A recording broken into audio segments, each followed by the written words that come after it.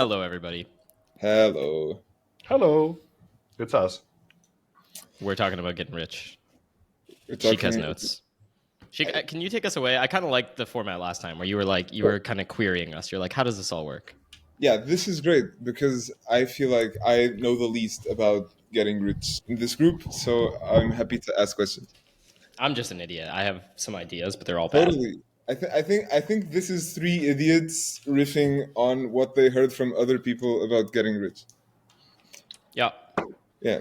Okay. So I think we all want to be more powerful in the world and to give glory to God and so on.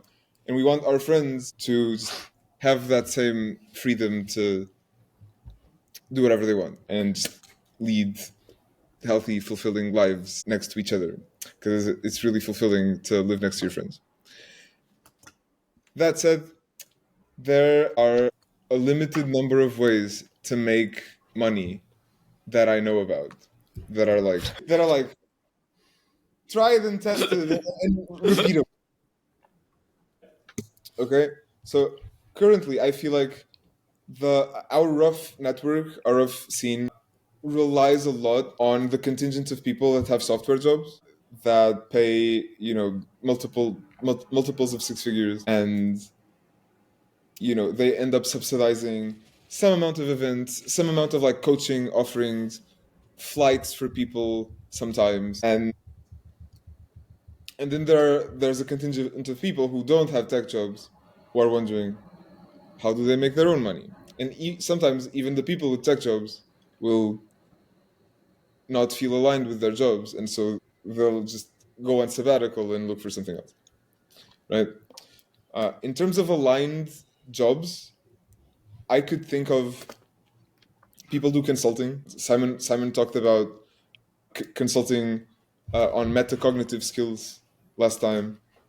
People do some form of teaching, music, meditation, whatever other special skills they have. There's coaching. People do coaching. And the thing I do or have been doing, which is charismatically begging rich people for money to do Yeah. self-directed projects. And so given these options, can we go beyond them? Yeah. Or, do you have alternate framings? Okay, I have a whole frame that I want to present. So basically, I think Teapot struggles a little bit with the physics of money right now and doesn't have like a very good physics of money. Some people do in the scene, and if you talk to them like one on one, they'll give it to you. And some of them have even written about it a little bit. But like there's a little bit of like an UG field around money that makes money hard to look at and makes it kind of foggy territory. And part of the frame that I kind of want to present is like, how can we individually within our scenes clarify the mechanics of money and the physics of money for people so that people start to just see it the way that they see like community or biology or their social dynamics or their relationship with their self, like the same way that you can develop a framework like parts work in order to understand a very foggy territory like me and my conscious experience. You can develop all sorts of frameworks to understand markets and how they work and how you can interact with them and stuff like that.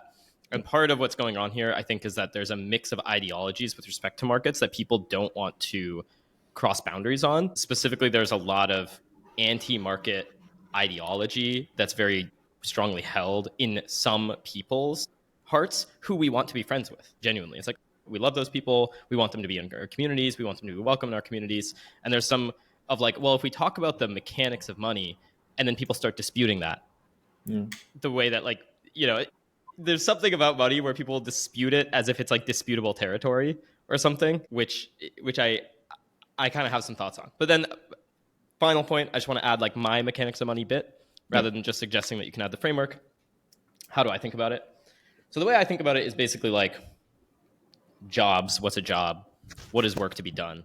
Out there are like basically piles of money.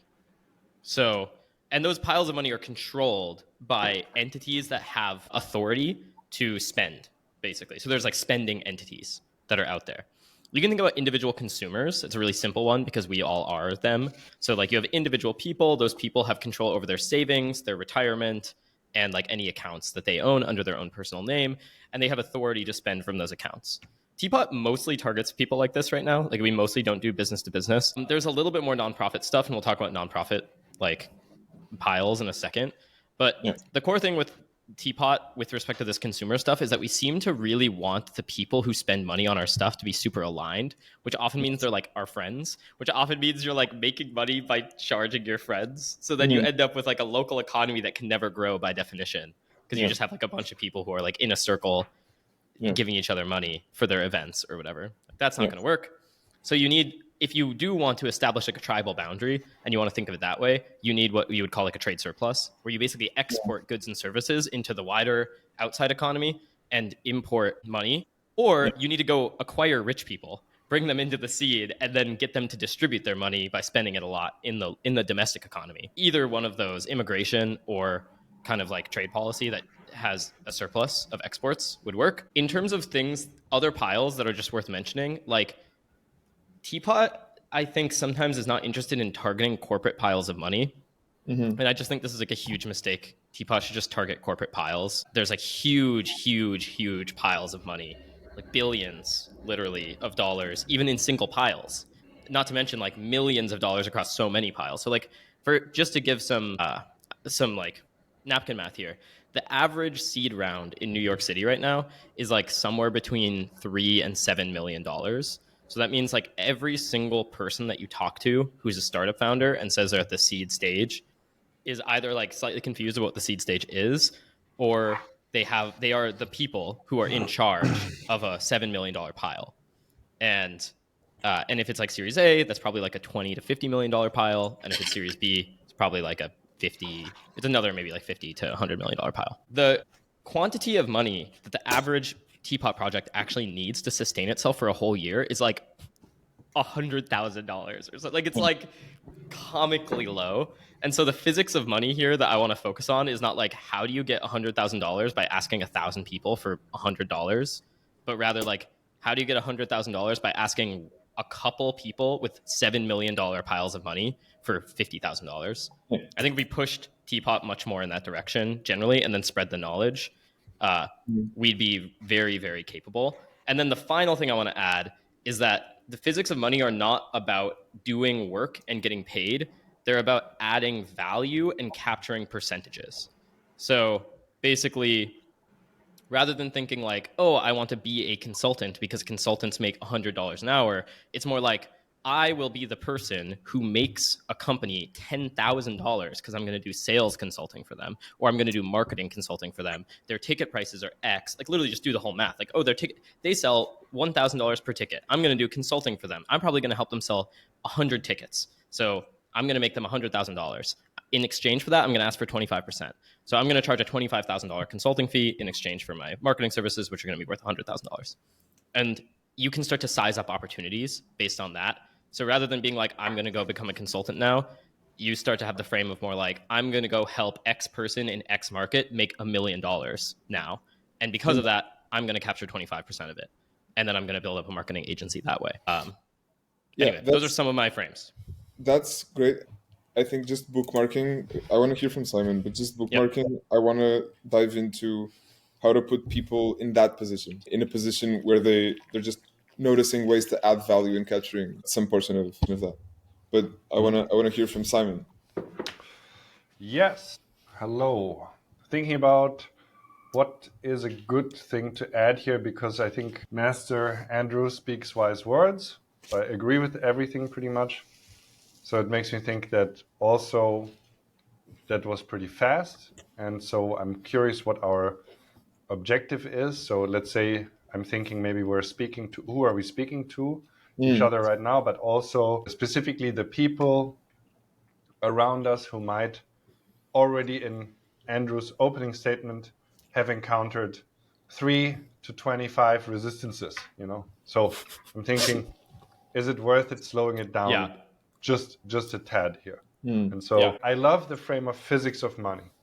I think this is wonderful. And I would like slowly say, as I close my window real quick, slowly say, yes, money is real. I think we can all agree, and we feel the physics of it because the world is currently extremely money-pilled.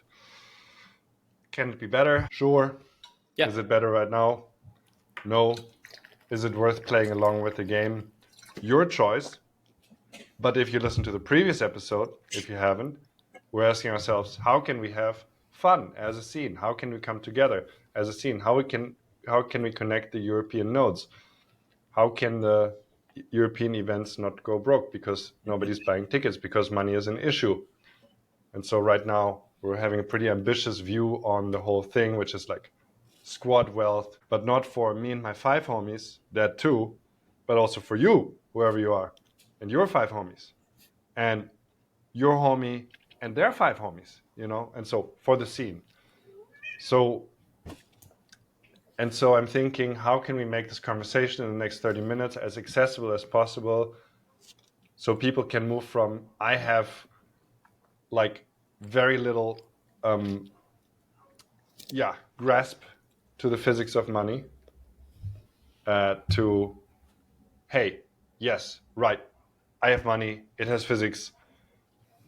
What's the first thing I can grab?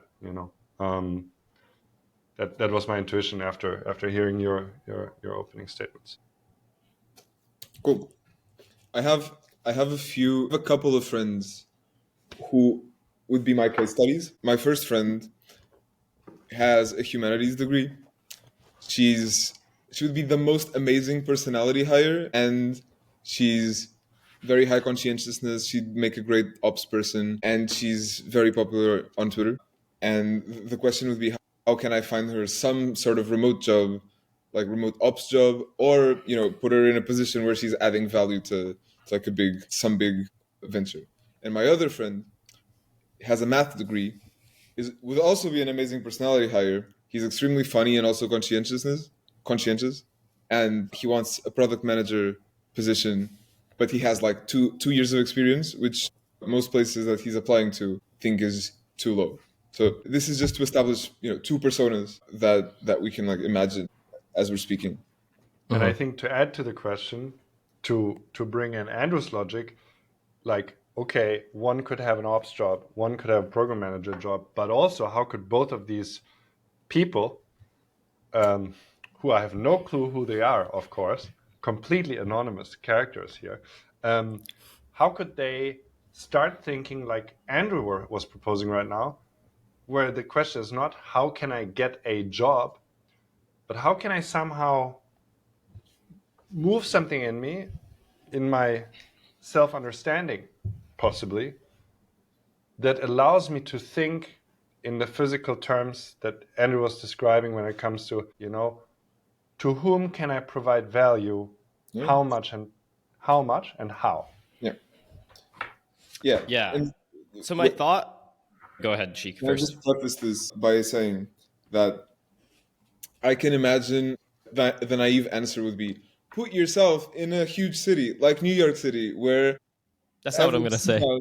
Is 7 million. And okay, but I wanted to preface this by saying that is an interesting answer, and I would also greatly value other kinds. Yeah, so like every type of constraint, of locality, right? Yeah, exactly. Every constraint needs to be honored, and so like look at your constraints and then operate within them. If you can afford to move to a city where the average salary is 180, then like obviously that increases your career prospects in some ways. But the internet also has a lot of career prospects. I will say one thing that I could just improve on generally, and it'd be interesting to talk about throughout the rest of the podcast, is like the physics of remote work a little bit more, like remote value. I don't actually really understand how remote value, it's not that I don't understand how it's possible. Like we're recording a podcast right now and clearly we believe this is valuable. Otherwise we wouldn't be doing it. We're also not offering it as like a thing to a corporation, but maybe we could do something similar. I think your second friend is a little bit easier for me. The second friend, it's sort of like you're saying he's like gotten feedback from the market about his value. And the feedback is you don't have enough experience. It's like, that's completely irrelevant. The amount of experience I have is completely irrelevant. Yeah. And then you just need to say that. Like you need to have the level of confidence to say that to the market. So it's like, hey, I heard that you think I don't have enough experience. Like, you're wrong, actually. I'm going to make you a lot of money. Do you want that? I hope. And if you have that attitude, then you won't get every job, but like 50% of doors are going to open back up. because they're like, Yeah. holy shit, like, oh, you actually get it. Like, you know what it's like in this brutal capitalist world, don't you? Like, it's hard, huh? And then you can relate with the person who fights for themselves in the market that way as an entrepreneur or as a hiring manager a lot more easily. If you're dealing with a bureaucracy, it's a little bit harder because bureaucracies have like internal logic that's inconsistent with the realities of the world. But if you're dealing with like the founder, it's quite easy to just kick down the door and convince them that they're making a bad decision and override their decision making process with your own. Obviously, do that ethically in the sense that like you need to believe what you're saying, don't deceive people. But if you do, then no problem. Yeah. Now, I'm thinking this is a great advice in the job seeking world, and so I would actually quite like to tell you a bit as briefly as I can what I'm doing right now, because I think it's relevant, because I think I'm also an archetype in the scene, which is like the coach, you know, and it's like somebody who's collected some experience talking to people and helping them change, right? Or helping them move stuff around. You've been doing that a bit, Andrew, like unblocking stuff. All the same, that's what a coach is, you know? And I recently learned, something that Andrew already said, I'm going to reiterate it, is like, if you sell to consumers, like individuals, then you can sell all sorts of stuff, you know, how to help people raise their babies, or how to help people sleep better, or how to help people have a sense of deeper okayness, or whatever the fucking thing is, you know. But if you sell something to a corporation, every thing has to be, I make you more money. Like, you are making money and I'll help you make more money. Yeah. This is so stupid, but it makes so much sense, right? Because the corporation has not that much, even in 2025, not that much like lifestyle interest. There's a primarily monetary interest. Yeah. And so, of course, you can say, if I'm a coach and I unblock, or whatever my thing is, your people, and then they work better and they make you more money. So you can always make the argument, but you have to make that argument. And I think that's worth reiterating, because even I find myself quite like cold-blooded, cool with money, yeah.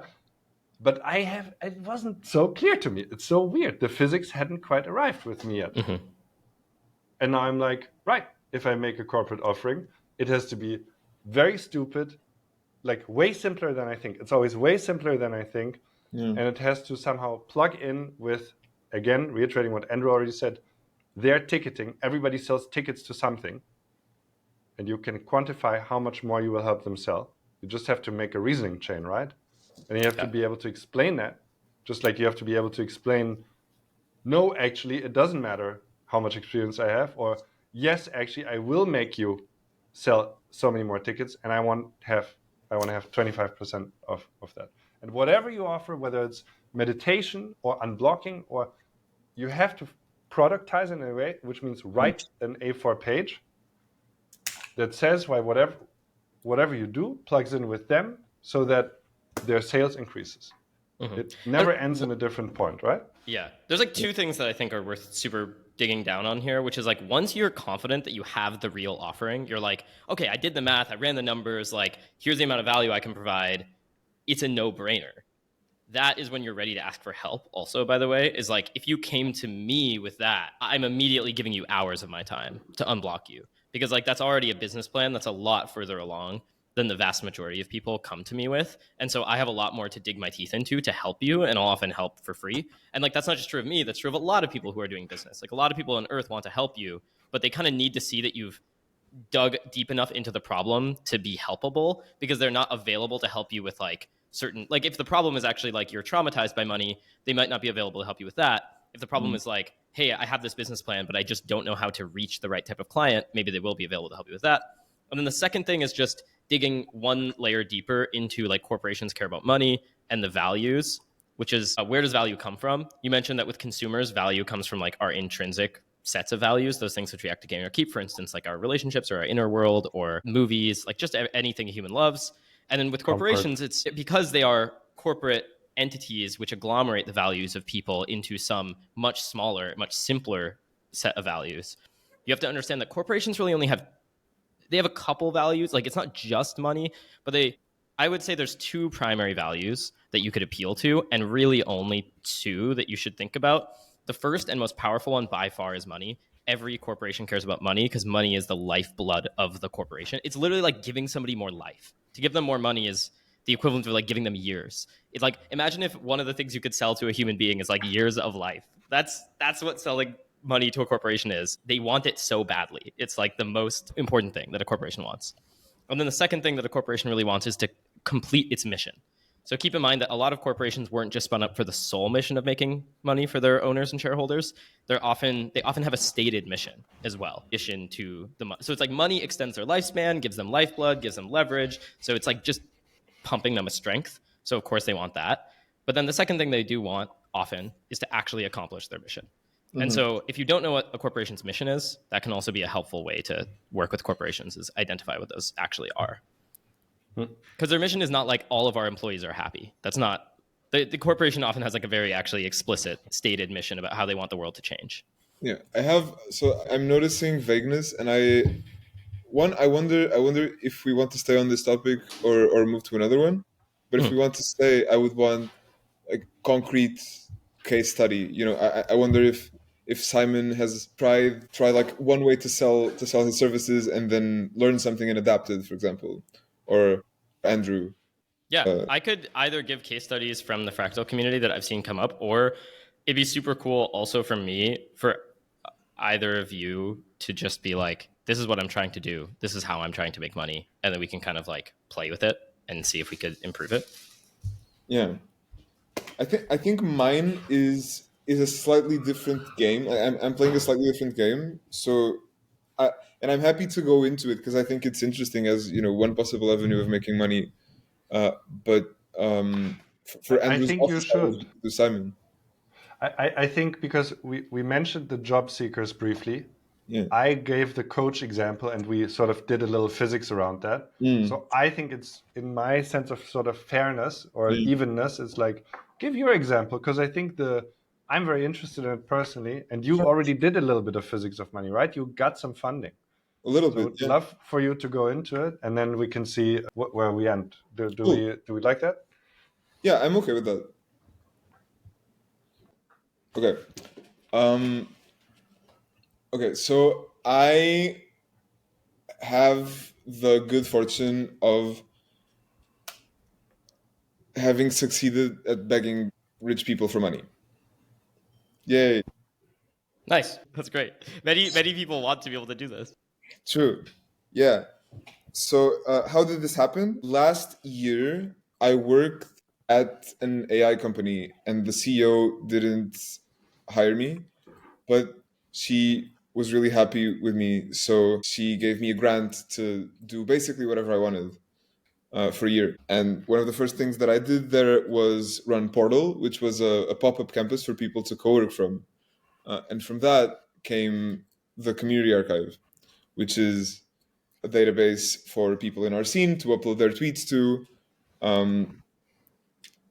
because the Twitter API is extremely expensive, so you can use their tweets to, you know, do all sorts of things that you might want to do, like build apps, run like data analysis, do digital anthropology. There's lots of value in tweets.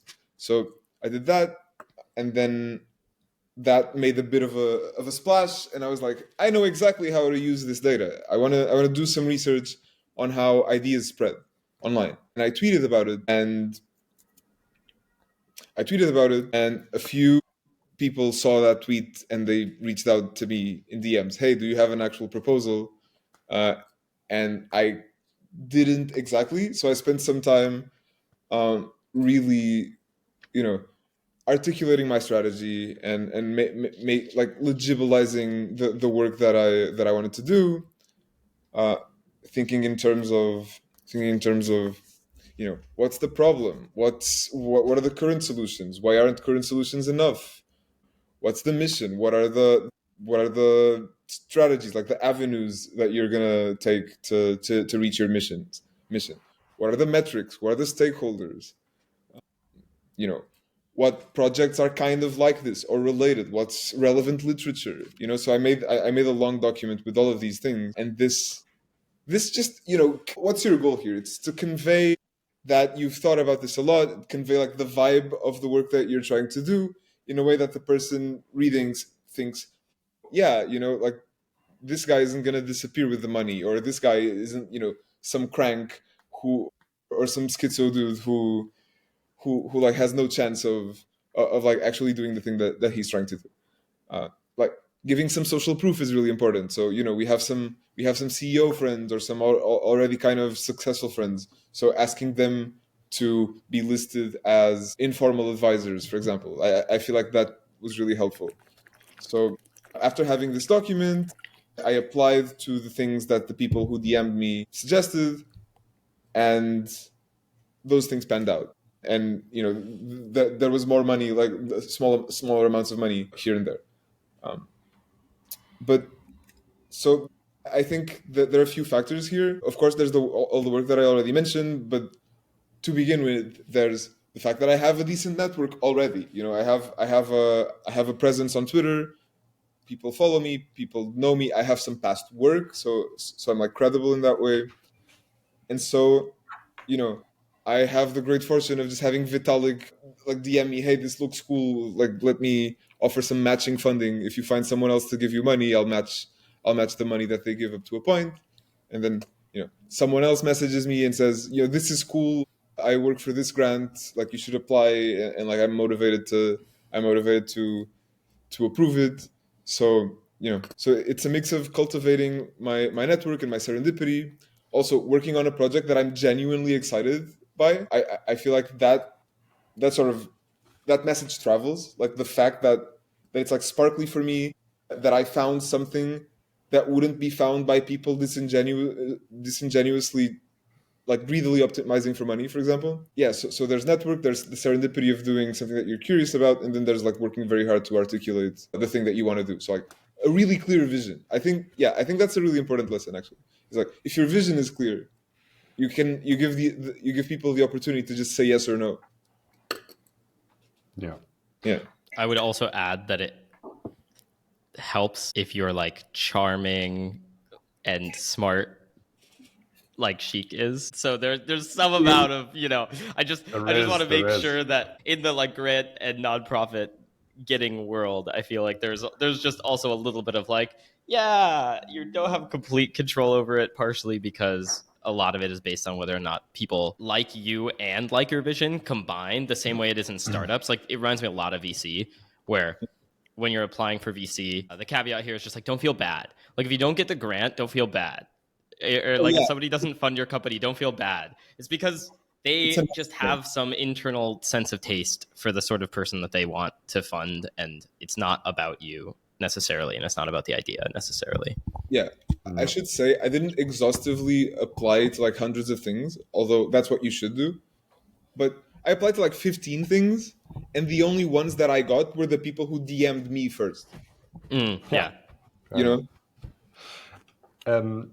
I would be very interested in trying to spend the last 10 minutes on aggressively going after sort of the laws of the physics here. I think that could bring some great value. So I'll try to do a little bit of an overview and analysis, and I'm sure you guys will have great things to add. So we have 3 archetypes now from Teapot, kind of, right? We have people who would love to get a solid job.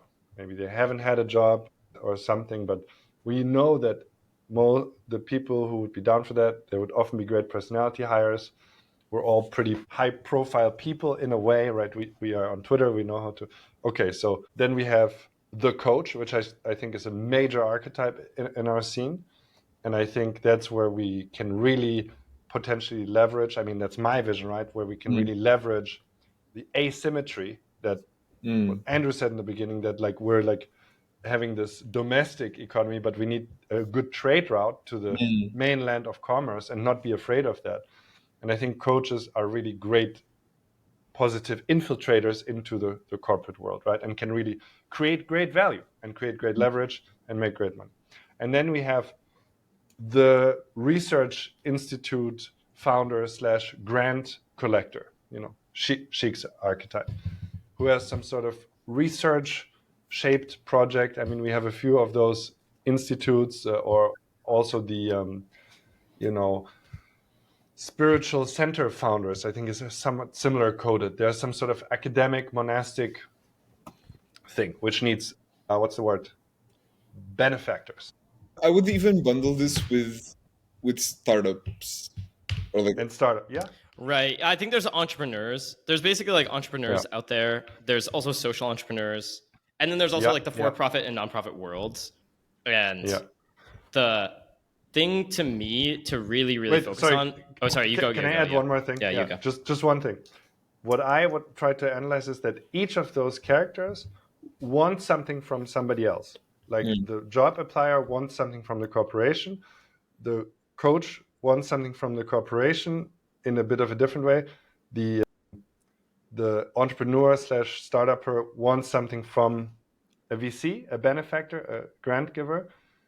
And I think part of the physics is analyzing what those who we want the money from, what they want, and to give it to them so no-brainery. And I think that's a huge part of the physics. And I would love for you to elaborate, maybe, Andrew, or just go into whatever point you had. I agree with you completely. It's just like there's an equal and opposite thing here. It's all reciprocity laws the whole way. And so it's like if you give somebody $10,000, there's a chance you get $10,000 back. Sometimes more. Right. Because if you give somebody $10,000 in a leveraged way, then maybe they'll make $100,000 with it over the next few years and then continue to give you things back for the rest of your career. And the dollars here, like, you just have to get comfortable with using them. It's not about that. It's just about the value. But at the end of the day, if the goal here is like get financially wealthy, in other words, have a lot of dollar amounts in a bank account somewhere, then, or enough dollar amounts in a bank account somewhere, then it's always going to have to be measured in dollars. So how do you get values that are measured in dollars? In the community business, we mostly just don't do that. That's not how we measure our values. And like, we're not trying to measure the values that way, you know, like that defeats the purpose. We're not trying to good heart our communities by dollar valuing all of them. What the hell? So it's just a slightly different mindset to be like, over here is my box. Like, try to draw a box around it of like all the stuff that's sacred and be like, I'm not going to dollar value that because that's not the point. And then over here is your kind of like market interactions. And over there, just try to price everything, man. Like, just price it. Like, how much is your coaching worth? How much money are you making them? Like, and the research is a little bit different. Like, the nonprofit world is more about helping nonprofit grant funders accomplish their missions. So you want to focus a little bit less on how much money. But like, let's just take the for-profit world. In the physics of money case, it's like you just have to price everything. And if you haven't priced it, then that's the first mistake you're making in the physics. Is like, you're never going to make money back if you don't know how much money you're giving away, how much like value you're adding, in other words. So if your coaching when services, I give you a coaching, then that has a dollar effect on them that I don't even know if I'm not doing exactly. it right. It's not about the price. That's the core thing to realize. It's like you could say, hey, my coaching services are $250 an hour. It's like irrelevant. That's not what we're talking about here. The question is, how much are your coaching services worth? In other words, how much money do you make them? Right. Yeah. And if you make them $10,000, then you could charge a lot more than $250 an hour. If you make them, you know, like in my case, I provide coaching services for software engineers in an intensive bootcamp format or whatever. And I make my students on the order of hundreds of thousands of dollars every year. That's per student is like roughly the order of value that I add. So I'm allowed to capture like whatever percentage of that I ask for that they agree to, because as long as it's less than the money that I give them, that's like a valid ask to make, and certainly like wouldn't come across as offensive. Like nobody's going to just like yell you out of the room or whatever. And so I try to choose a percentage that's relatively like aligned with the business growing. But I think some people, if we just made that step more often in our communities and talked about it over dinner and talked about it at lunch or something, just like literally how much money are we making other people right now, then it would be a lot easier to be like, are we actually capturing that? Are we capturing a fair percentage of that? Or are we just giving everything away? So again, ignoring price, but focusing on value. I'm excited about this. And do we have an idea of how to start doing this for someone who isn't in the habit of doing it?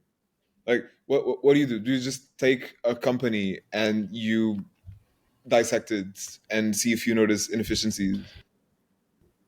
I have an idea. So we would do this thing called Wealth Squad. This was how it started. This is how like all of our ideas for how to make wealth would start at Fractal. We started this thing called Wealth Squad. Everyone who was interested in becoming wealthy would join Wealth Squad. And while you're there during Wealth Squad, the meetings, all you talk about is schemes for how to get wealthy. That's like the whole task. Yeah. So over time, you'd get better at it. But what we'd do is we'd focus on one person at a time, or we'd focus on groups of us. Like, oh, if this group of people teamed up, they could offer this service. And like the way that the format kind of works is it's almost like a brainstorming format where the first thing you do is you brainstorm a bunch of schemes and then you go ahead and price them all. And by pricing them, I mean you calculate the value that you could theoretically deliver. And so it was basically through this format that we came up with the bootcamp, because I looked at the dollar values that I was adding and my eyes got really wide. I was like, whoa, like I can create millions of dollars in value per year.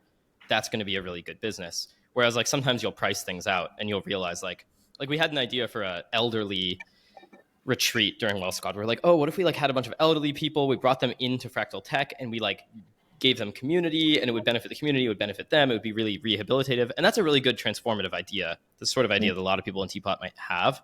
But when we started asking like, how much would they realistically pay for that? Because how much is it worth to them? We started to realize like communicating the value was hard, and also even calculating it was hard. So we were like, I don't know, maybe $10,000, maybe less, maybe more. Like if they make a young friend who is a companion for them for the rest of their life as a friend, I guess that's priceless. But you can see how that sort of idea leads to you being confused about how you're going to capture the value. Yeah. Cool. I like it. I really like that. Do we have any closing remarks? Yeah, I have one. So I want to give an example, and I'm looking forward to the next one. I'm looking forward to talking more with you about this. I think there's a lot of that here that bears repeating, fleshing out, etc. I'm impressed with us, what we can do in 40 minutes here. So looking forward to the next. But so last year, one of my first B2B forays as a coach, and I sort of calculated what I want to make based on me getting roughly 100K pre-tax a year, right? Which is pretty much what everybody wants here. That's what Andrew correctly again said. All TPOC projects, including individuals, can pretty much live on 100K a year, and that's good money. Add a spouse, 150. Add a kid, still 150, or whatever. I don't know, whatever. So I calculated like that. I was like, I'm going to charge 6K for like 6 months. And I was like, wow, that's 1,000 euros per call. That's a lot of money per call. I didn't know what we were going to do because it was just coaching. Dude, I helped them fire one person. I helped them kill half of their product portfolio just through conversation. Just like, is this relevant to you? Not really. Where are you making it? Just talking normally with a little bit of business acumen. I mean, they're now open to coaching. So they got another coaching, which you could say, well, they spend money for that. No, I kind of popped their cherry on coaching. Now they're open to coaching. So they got a bigger coaching. Now they're founding a holding, blah, blah, blah. If I count some knock-on effects, I made them 2 million or something with 6K. I'm like, all right. Yeah, you should have captured more of that. Even me thinking about this now, I'm like, I haven't really thought about this. So I'm not really in this. So found Wealth Squads, all your 5 homies, become a Wealth Squad, talk way more, we'll make more podcasts, and we'll all get rich. Closing statement, Simon. Wow. I have no comments. That was great. Yeah. And takeaways, the Wealth Squad is just you get 5 or so friends, you focus on one person or team at a time, you brainstorm schemes, literally just brainstorm things that you could do to add value, and then price them and compare them. And that's it, right? Yep. Thank you guys so much. This was fun. I hope it was minimally useful to our friends watching. Okay. See Bye, you everyone. next time.